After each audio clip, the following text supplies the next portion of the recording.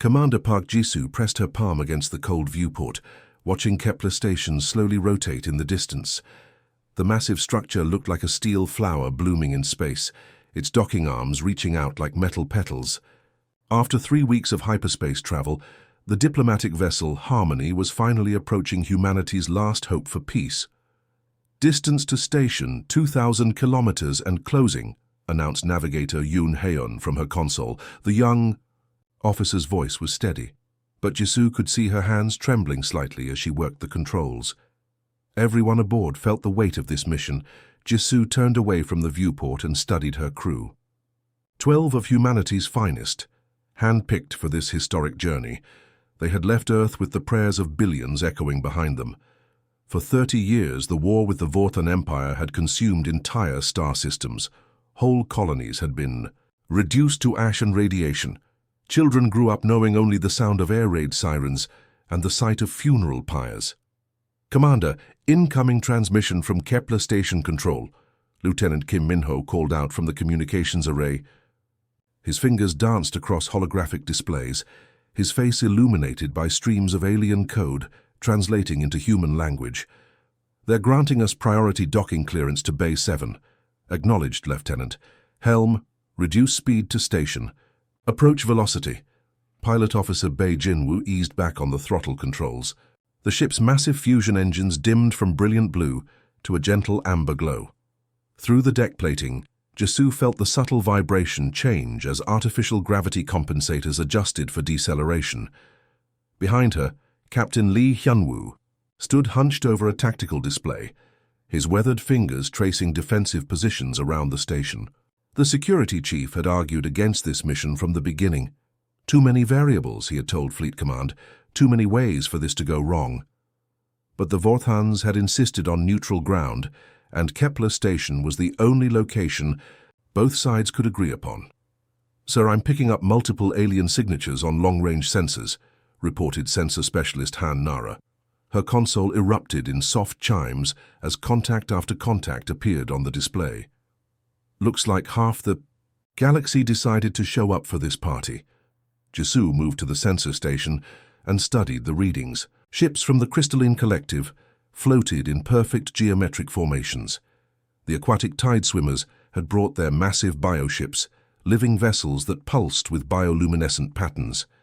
Even the mysterious shadow merchants had emerged. From whatever dark corners of space they called home, their black ships visible only as distortions against the stars.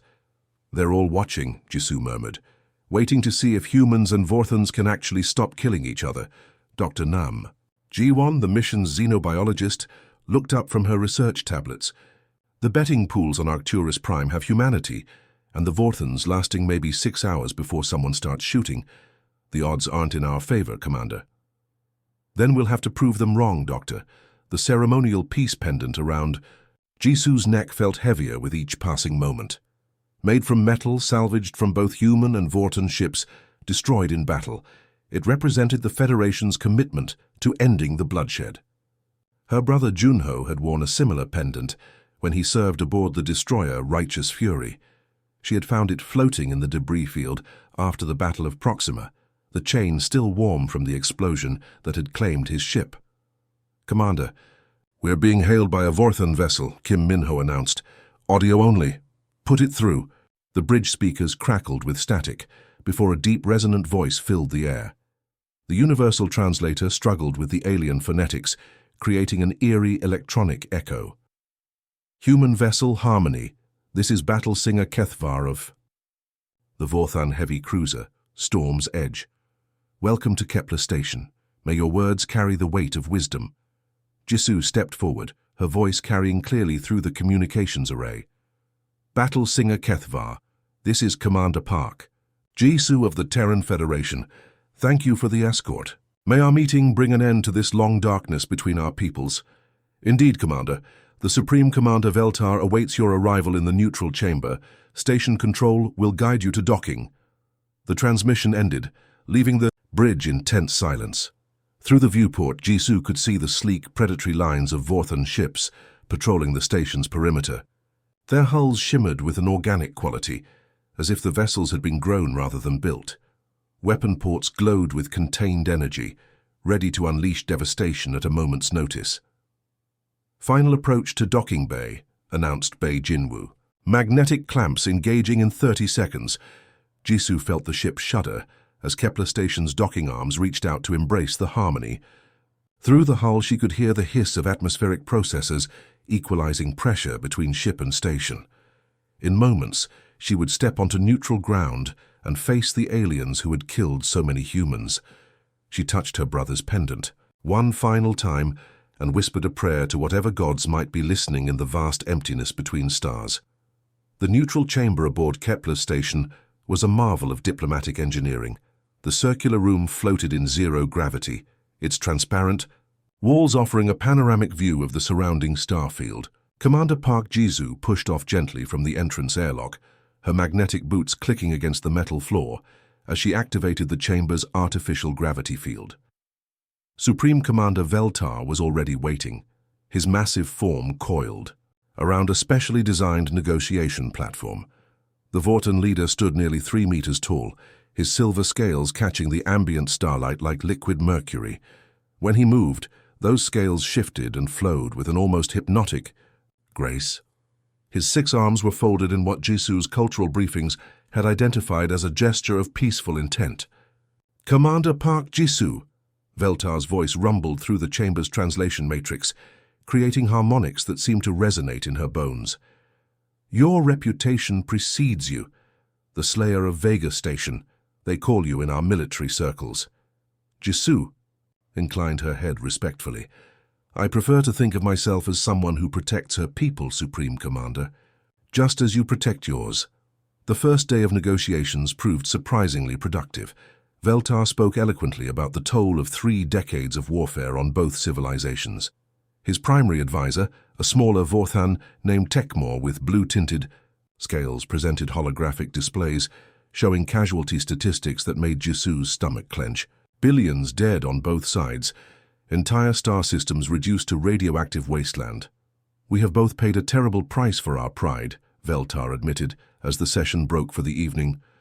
"Perhaps it is time to count the cost of peace instead of war." Dr. Choi So-min waited for Jisoo in the human quarters, her face tight with concern. The xenobiologist had been monitoring alien communication networks throughout the station, using her expertise to decode encrypted transmissions between various diplomatic missions.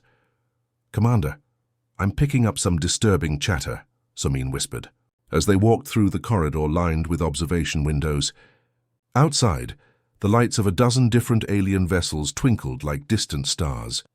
The Crystalline Collective's diplomatic ship received a coded burst transmission from Vorten space 6 hours ago.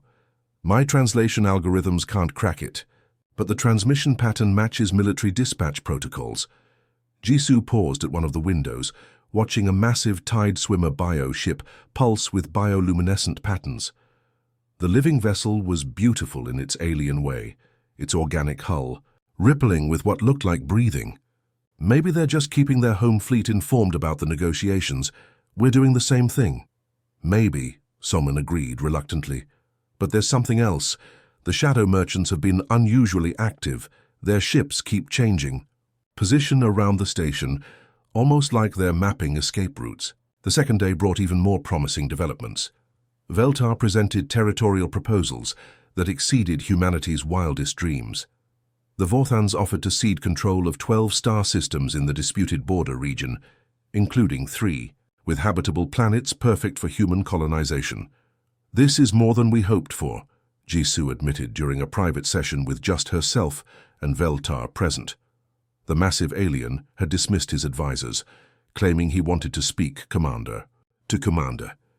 "War has taught us both the value of survival over conquest," Veltar replied, his scales shifting to a deeper silver that Jisoo's briefings indicated showed sincerity.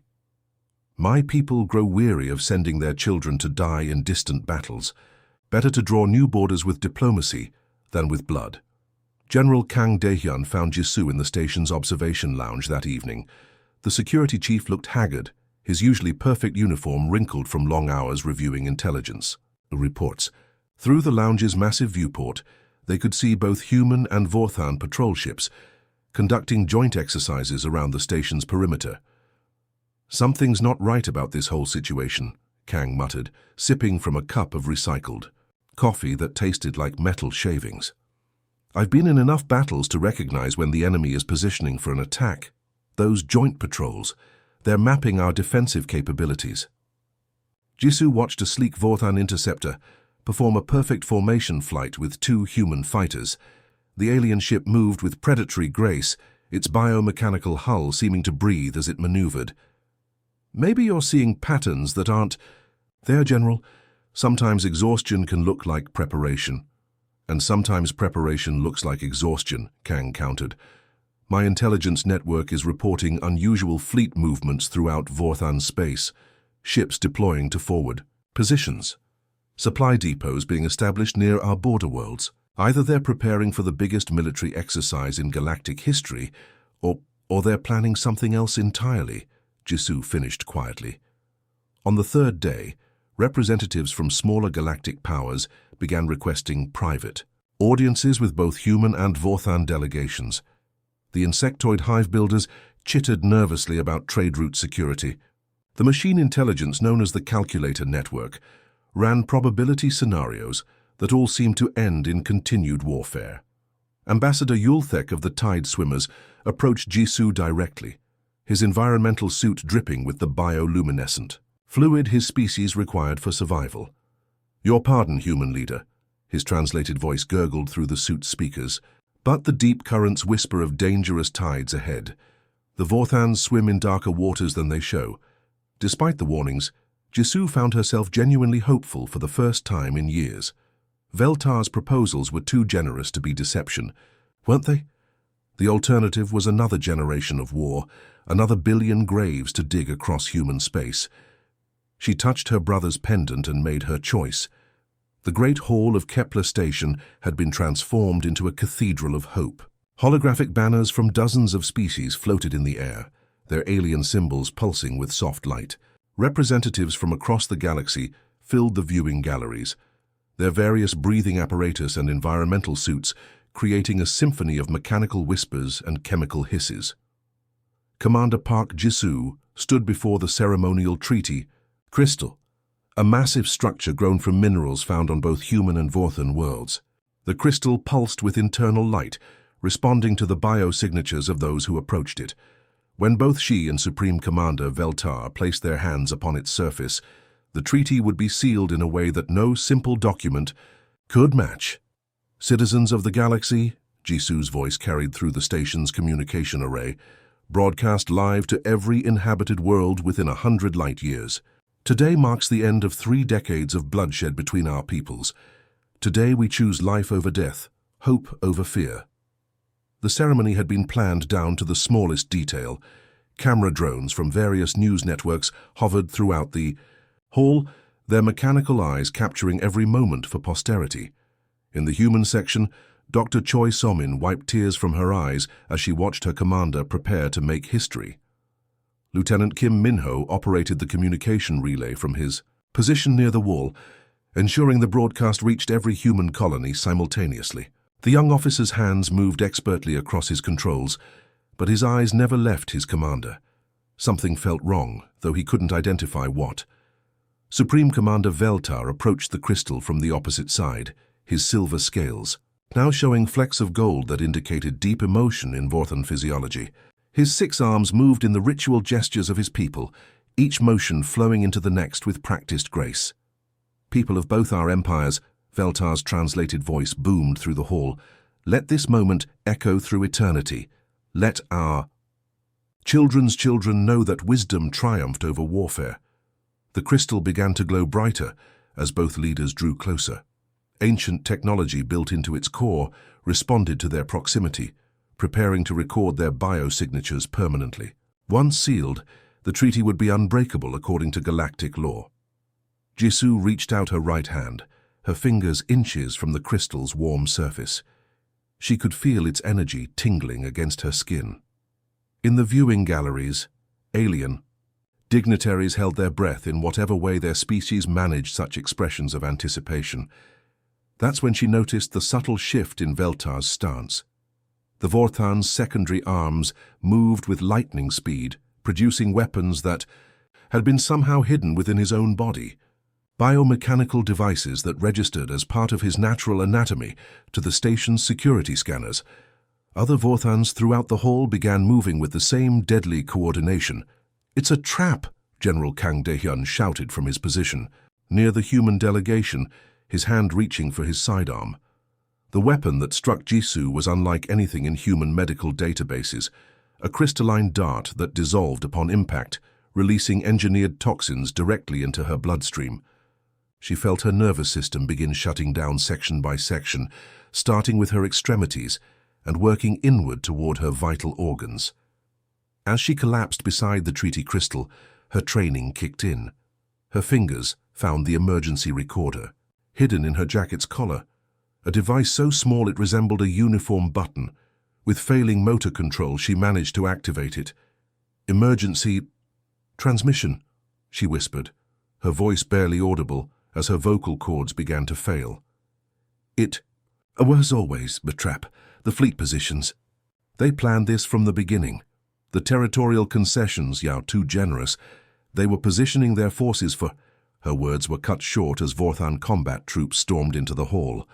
These weren't the diplomatic guards who had maintained peaceful watch for days. These were warriors in full battle armor, their scales artificially hardened into living metal, their claws extended to deadly length. Lieutenant Kim Min-ho screamed his commander's name as he dove behind his communication console. Energy weapons lit up the hall with deadly aurora as panic spread through the gathering.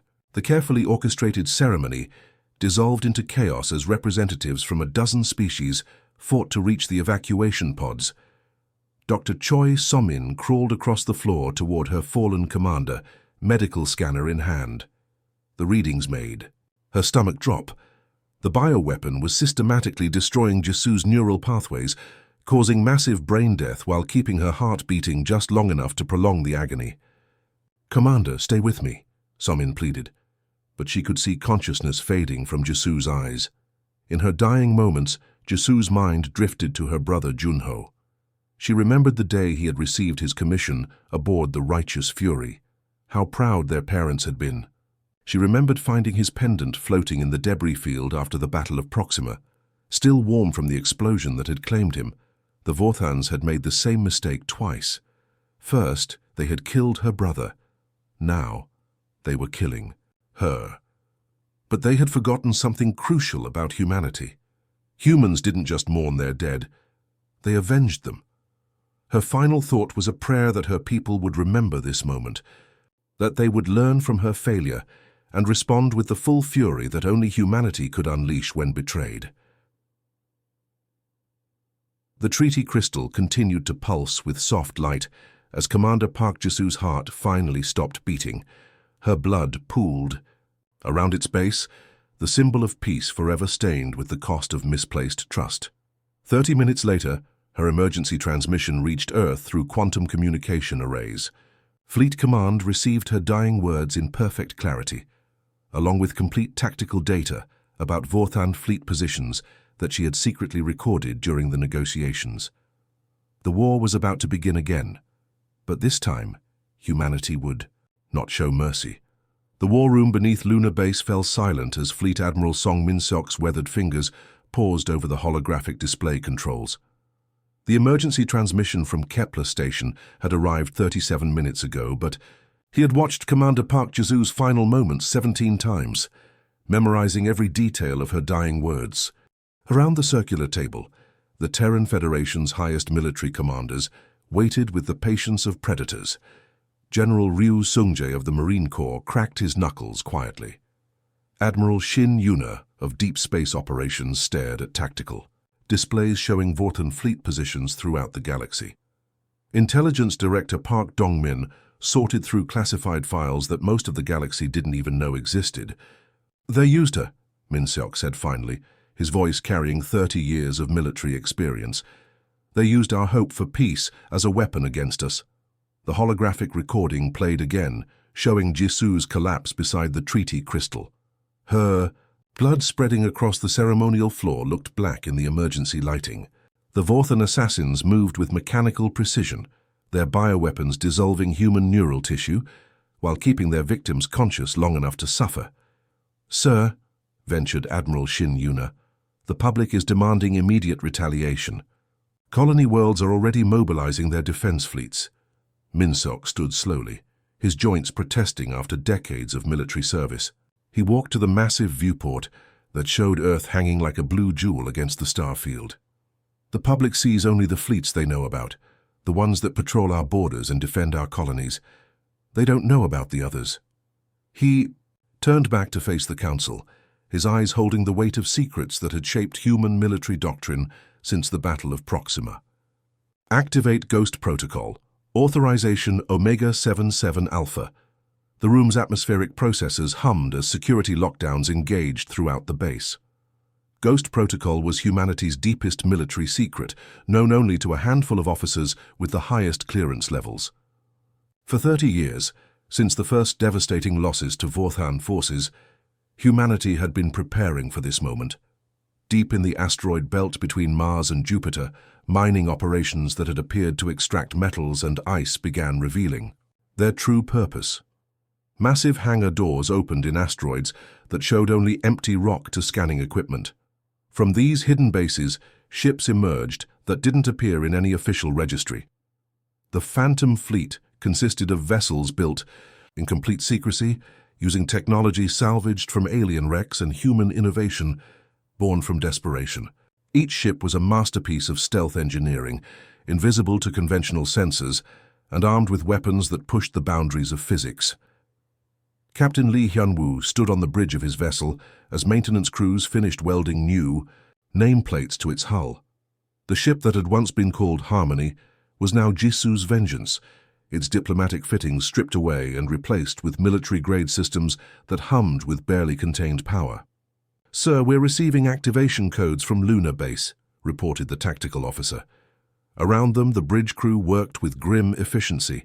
These were the survivors of Jisu's diplomatic mission, the ones who had escaped Kepler Station during the chaos following her assassination. "Good," Hyun-woo replied, his voice cold as vacuum. "Signal the fleet. We have work to do." Throughout human space, similar scenes played out on worlds that had appeared defenseless to Vorthan intelligence. The agricultural colony of New Seoul suddenly revealed hidden orbital defense platforms that rose from underground silos. The mining station at Wolf 359 deployed battle cruisers that had been disguised as cargo haulers for decades. The first target was the Vorthan forward base at Zeta Reticuli, a massive military installation that coordinated attacks on human colonies.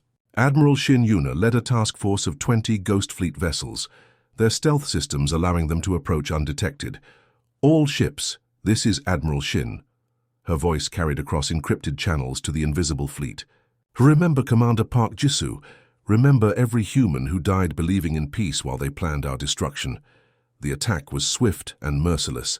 Kinetic bombardment systems launched projectiles at significant fractions of light speed, turning Vorthan warships into expanding clouds of superheated plasma. The base's defensive shields, designed to stop energy weapons and conventional missiles, were useless against relativistic projectiles that struck with the force of nuclear weapons. Within 6 hours, the Zeta Reticuli base was gone, reduced to glowing debris that would orbit the system's primary star for millennia. But that was only the beginning. The Vorthan High Command watched in growing horror as human forces struck simultaneously across dozens of systems. These weren't the desperate raids of an outnumbered species fighting for survival. This was systematic annihilation carried out with mathematical precision.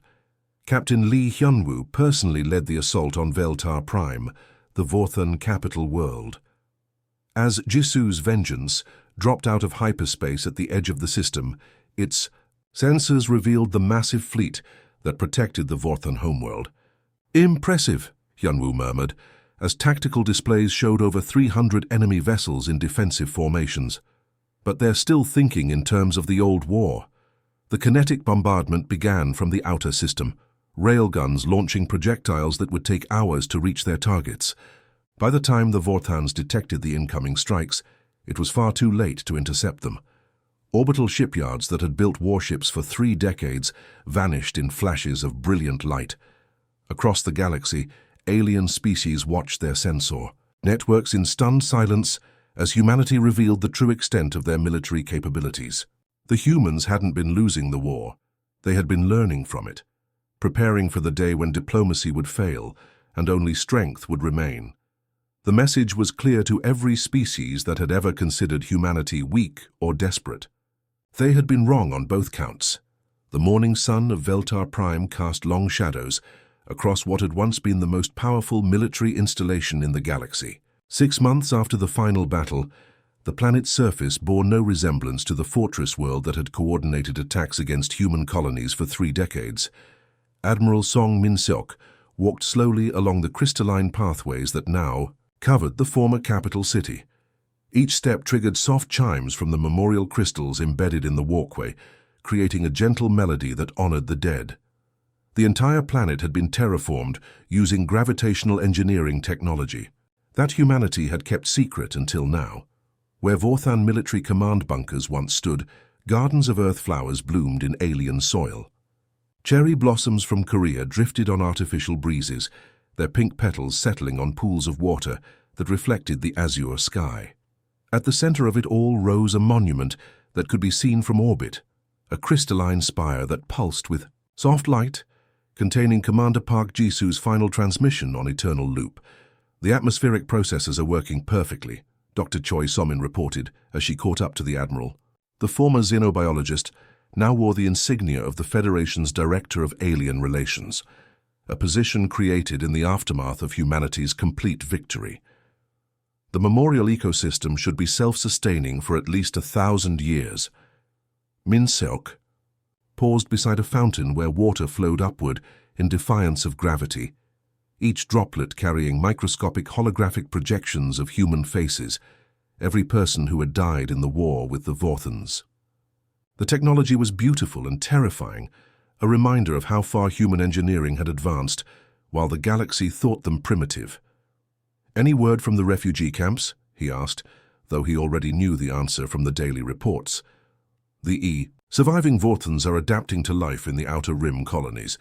Most species won't even trade with them anymore. The Crystalline Collective has banned them from their space entirely. The tide swimmers consider them cursed by the deep currents." Salmin's voice carried no satisfaction, only the weariness that came from overseeing the complete destruction of a civilization. In the 6 months since Ghost Protocol activation, humanity had systematically dismantled every aspect of Vortan military power. Their fleet bases were now asteroid fields. Their colony worlds had been evacuated and converted into monitoring stations. Their homeworld served as a memorial to the price of betraying human diplomacy. A soft chime drew their attention to a communication drone that descended from the cloudy sky. The small device projected a holographic display showing Admiral Shin Yuna aboard the orbital command station that now controlled the system. "Admiral Min-seok, we're receiving another delegation request, this time from the Hive Builders Collective. They're offering complete territorial concessions in the Antares sector, plus exclusive mining rights to their crystal caves." Min-seok studied the projection with tired eyes. "That's the 14th species this week. What are they asking for in return?" "The same thing they all want, sir. A guarantee that humanity won't do to them what we did to the Vorthans." The communication ended, leaving them alone with the sound of artificial wind through the memorial gardens. Around them, maintenance robots tended to the carefully engineered ecosystem, their movements precise and silent. These weren't the crude, mechanical devices that other species used. Human robotics had evolved far beyond galactic standards, while everyone was focused on their military capabilities. "The shadow merchants approached me privately yesterday," Somin said quietly. "They want to discuss trade agreements. Apparently, they've been monitoring our technology demonstrations, and they're impressed by our gravitational engineering. And what did you tell them?" "That humanity is no longer interested in being impressed by other species. We're interested in being respected." They continued walking through the gardens, passing monuments to battles that had shaped the war. The Battle of Proxima was represented by a grove of trees that grew in perfect formation, each one marking a human ship lost in that devastating defeat. The trees were earth maples, their leaves changing color with the seasons in a cycle that would continue long after everyone who remembered the battle was gone. Near the orbital elevator's base, they encountered a group of young humans who were part of the memorial maintenance crew. These weren't soldiers, but artists and engineers who had volunteered to tend the living monument. They moved through the gardens with reverence, understanding that they walked on ground watered with human blood. Director Somin, one of them called out a young woman whose nameplate identified her as Engineer Park Minji. "We've completed the final phase of the Neural Pathway Memorial. Would you like to see it?" They followed her to a section of the garden where the crystalline pathways formed complex patterns that mimicked the structure of brain tissue. When activated, the patterns would light up in the same sequence as Commander Park Jisu's final thoughts, recreating the neural activity from her dying moments. "It's beautiful," Somin whispered, tears forming in her eyes. She would have appreciated the irony. A Vorten world converted into a monument to human determination. Minsok placed a hand on her shoulder. She would have preferred peace, but she also understood that some prices are too high to pay. As the twin suns of the Veltar system began to set, casting the memorial gardens in golden light, a priority transmission arrived from Earth. The message was brief but significant. 12 more species had requested immediate audience with the Terran Federation, offering everything from territorial concessions to technological exchanges. "Terra is indeed more reliable than trust," Minsok murmured, echoing his words from months earlier. "But it's also more exhausting." They stood together in silence as the first stars appeared in the alien sky, each point of light representing worlds that now looked to humanity with a mixture of fear and respect. The galaxy had learned a hard lesson about the consequences of betraying human diplomacy. In the distance, the crystalline spire continued its eternal transmission, broadcasting Commander Park Jisu's final words to any ship that entered the system. Her message had become humanity's new diplomatic doctrine. Trust once broken could never be rebuilt, but respect backed by overwhelming force could maintain peace just as effectively. The stars bore witness to this new reality as the memorial. Gardens settled into their nightly cycle, their artificial ecosystem a testament to humanity's ability to create beauty from the ashes of their enemies. The galaxy would remember this place and the price paid by those who mistook human hope for human weakness. The end.